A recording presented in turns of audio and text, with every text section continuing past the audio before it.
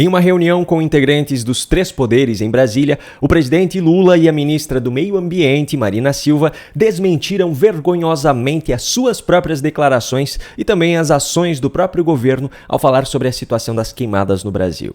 Nesse vídeo eu vou mostrar para você todos os detalhes dessa história, mas antes eu preciso falar sobre uma outra hipocrisia sem tamanho.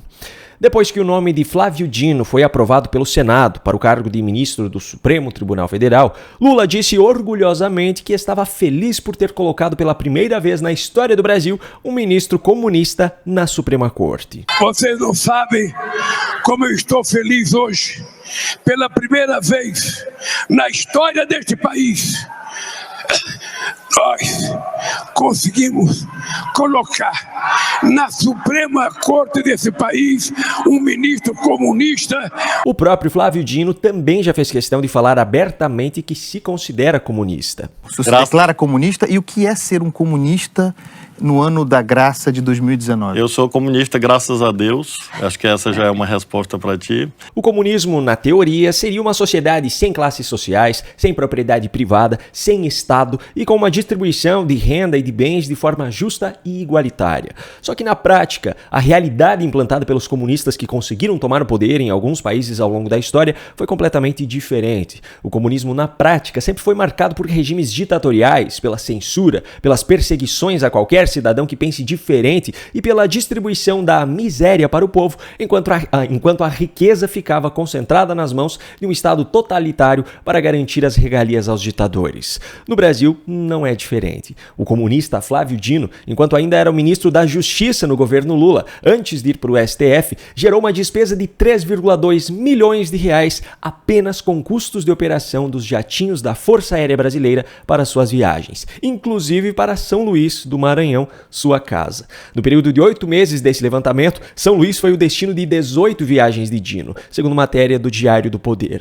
Agora, a parte mais importante dessa história: esses milhões de reais gastos com viagens de um comunista em jatinhos foram bancados pelo povo brasileiro, justamente aquele que deveria ser o beneficiado pela teoria do comunismo, mas que na prática, assim como acontece no comunismo, a única distribuição igualitária é a da despesa dos luxos dos poderosos.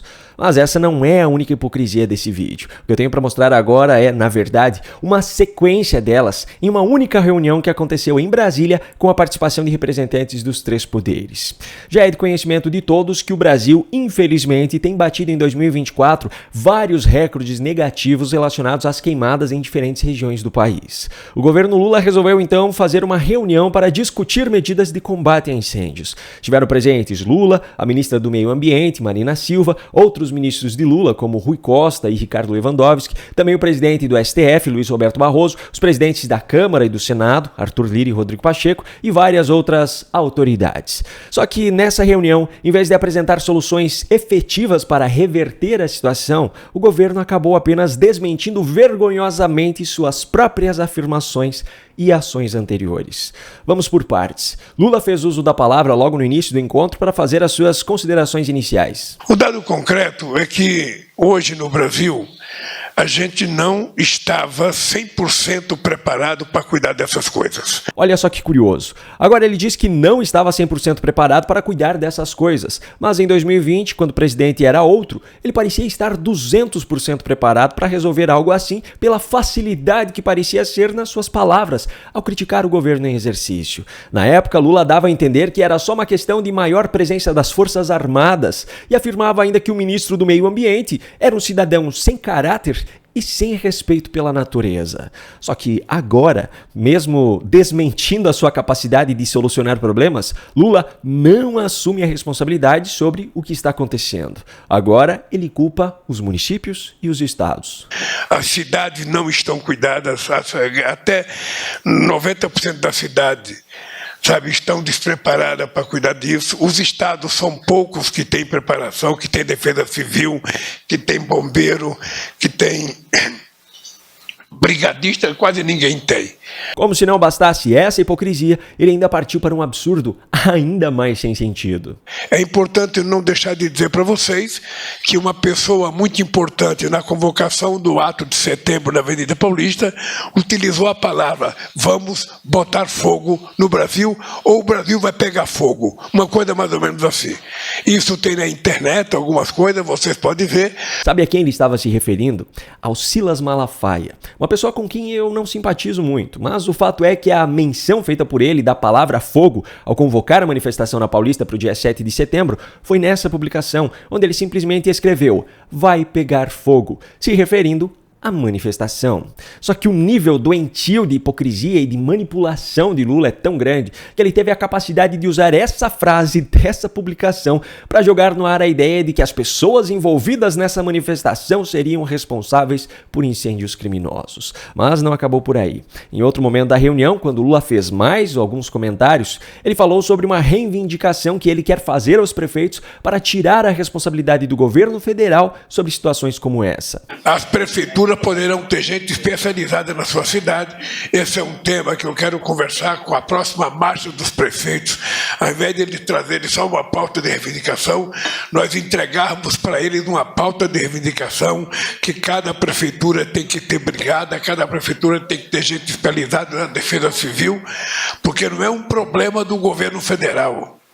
Ou seja, quando dá uma dor de barriga em Roraima, quando dá dor de barriga no Acre, é um problema que lá tem que ter estrutura para cuidar disso, não precisar ficar se socorrendo no governo federal. Olha só como as coisas mudam. Em 2020, quando o governo era outro, Lula afirmava convictamente que a solução estava em uma mobilização maior das Forças Armadas e culpava o ministro do Meio Ambiente pela situação. Agora, em 2024, com ele como presidente e Marina Silva como ministra do Meio Ambiente, milagrosamente a responsabilidade passou a ser dos prefeitos, que deveriam resolver por conta própria, sem precisar recorrer ao governo federal. Mas Lula não foi o único dessa reunião a desmentir as suas próprias afirmações. A ministra do Meio Ambiente, Marina Silva, também fez uso da palavra para contradizer totalmente aquilo que ela mesma dizia durante o outro governo. Tem uma dinâmica do fogo, presidente, que é diferente da dinâmica do desmatamento. O desmatamento ninguém faz em 1 hora, 2 horas. Eu recebo um alerta do INPE e as equipes vão lá, autuam, multam. Eu tenho alguns dias para fazer um desmatamento. Alguém com um palito de fósforo, em menos de 20 minutos ele produz um incêndio. O equipamento tecnológico de que nós dispomos, para que eu possa ter a imagem de satélite, processar essa informação, leva pelo menos 40 minutos, ou seja, o fogo já se alastrou. Então, é uma complexidade muito grande o processo de monitoramento em relação aos incêndios. Agora o monitoramento tem uma complexidade muito grande e, como ministra do Meio Ambiente, ela não consegue acompanhar a tempo. Mas em 2020, quando a gravidade da situação era muito menor do que está hoje, Marina atacava o presidente da República, dizendo que a postura dele era inescrupulosa, atacava o governo, dizendo que sua atuação era pífia, de puro faz de conta, e citava uma série de dados que já foram todos superados em 2024 sob a sua própria gestão. Será que os palitos de fósforo evoluíram tecnologicamente de 2020 para cá e estão queimando muito mais rápido? Será que o fogo andou treinando de 2020 para cá para ser mais rápido agora, já que em 2020 era tão fácil de controlar? Só que a hipocrisia de Marina ao tentar se isentar da sua responsabilidade sobre a situação foi tão grande que ela acabou desmentindo o próprio governo Lula em relação a outra crise também. E quando eu vejo que o Estado mais equipado da nossa federação, que é o Estado que lhe abrigou, e do nosso vice-presidente, que é o Estado de São Paulo, tem quase 9 mil pessoas no Corpo de Bombeiros. A iniciativa privada foi capaz de mobilizar quase 7 mil brigadistas em menos de 2 dias. Veja só, ela acabou de deixar claro que, em São Paulo, a iniciativa privada conseguiu mobilizar em menos de 2 dias quase a mesma quantidade de profissionais que o poder público possui para combater cenários como esse. Vem cá, Por que então lá no Rio Grande do Sul, na época das enchentes, o governo perseguiu quem ousava dizer que o povo estava fazendo mais do que o próprio poder público? Por que então toda a mobilização popular no Sul e a incapacidade do Estado de dar conta da crise era tratada como fake news? Por que só em uma reunião interna é que eles admitem que não são capazes de lidar com uma situação assim? As declarações feitas por Lula e Marina nessa reunião deixam claro que esse governo se sustenta em narrativas, que esse governo se preocupa mais em atacar opositores do que em resolver os problemas desse país, que os integrantes desse governo mentem descaradamente para o povo brasileiro na tentativa de manipular a realidade. Agora, para você que já está cansado das mentiras da militância de esquerda, não apenas nesses eventos do governo, mas também no seu dia a dia, eu deixei aqui na descrição desse vídeo o link do e-book 7 estratégias para vencer debates com militantes de esquerda, onde eu compartilho as minhas principais estratégias para enfrentar a militância com argumentos sólidos e irrefutáveis. A mudança que nós queremos para o país precisa começar dentro da nossa sociedade. Um grande abraço e até a próxima.